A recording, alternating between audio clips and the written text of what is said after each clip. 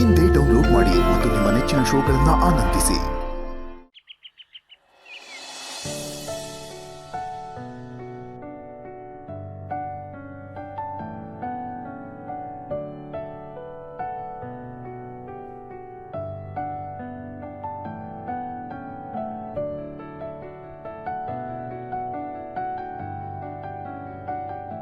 ಅಮ್ಮ, ಏನಿದು ಇಷ್ಟೊಂದು ತಿಂಡಿಗಳು?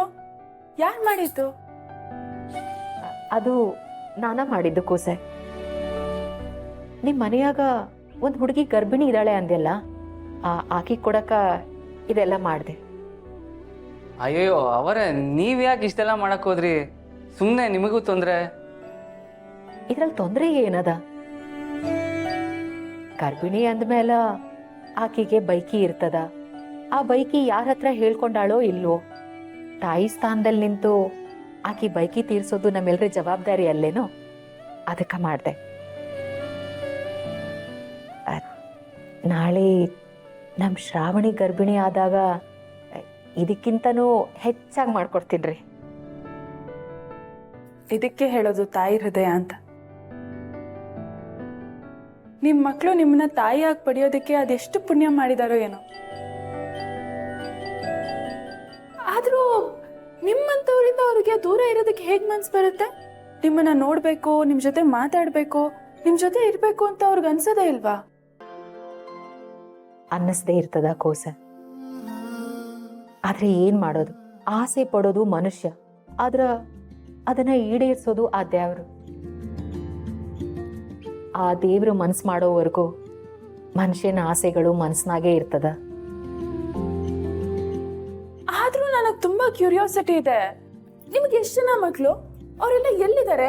ಅವ್ರು ಏನ್ ಮಾಡ್ತಾ ಇದ್ದಾರೆ? ನಿಮ್ ಫ್ಯಾಮಿಲಿ ಎಲ್ಲ ಈಗ ಎಲ್ಲಿರುತ್ತೆ? ಇದನ್ನೆಲ್ಲ ನಾನು ನಿಮ್ಮ ಹತ್ರ ಕೇಳೇ ಇಲ್ಲ. ಪರವಾಗಿಲ್ಲ ಮೇಡಮ್, ಇದ್ರ ಬಗ್ಗೆ ನಾವು ಆಮೇಲೆ ಮಾತಾಡೋಣ. ಇನ್ನೂ ತುಂಬಾ ಟೈಮ್ ಇದೆ. ಅವ್ರ ಪಾಪ ಸಾವಿತ್ರಿಗೋಸ್ಕರ ಇಷ್ಟೊಂದು ತಿಂಡಿಗಳು ಮಾಡ್ಕೊಟ್ಟಿದ್ದಾರೆ.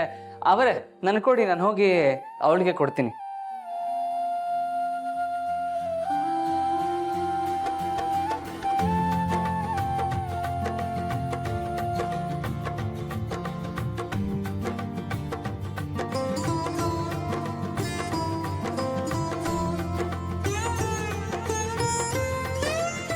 ಕೊಡಿ ಅವರೇ, ಬ್ಯಾಗ್ ಇಟ್ಕೊಂತ.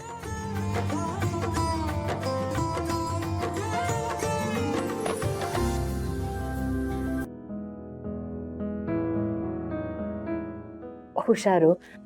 ಆಕೀಗ ಹುಷಾರಾಗಿದ್ದು ಆರೋಗ್ಯ ನೋಡ್ಕೊಳಕ್ ಹೇಳ್ರಪ್ಪ. ಆಯ್ತವರೇ, ಹೇಳ್ತೀನಿ. ಬರ್ತೀನಿ.